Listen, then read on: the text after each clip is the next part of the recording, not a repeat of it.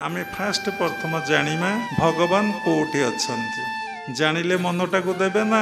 यदि भगवान सबुठारे सबुठी सबु स्थान रे परिपूर्ण ही अछंती तले आपण देखिचंती।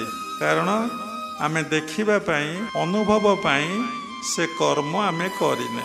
जो कर्म द्वारा तांको दर्शन करी हुए से कर्म आमे करूने। जदि करूने तले आमे दर्शन उपलब्धि अनुभव केमिति करिबा। तेणु मनटा को केमिति दबा।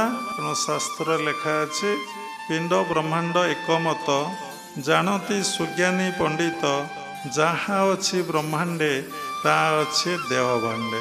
तेणु ये देहरे सबुकिछि अच्छे। पाखे थवा वस्तु को जदि आमे देखि पारुने दूरे थवा वस्तु को आमे किभली भाबरे देखिबा। तेणु ईश्वर निज भितर अछंती।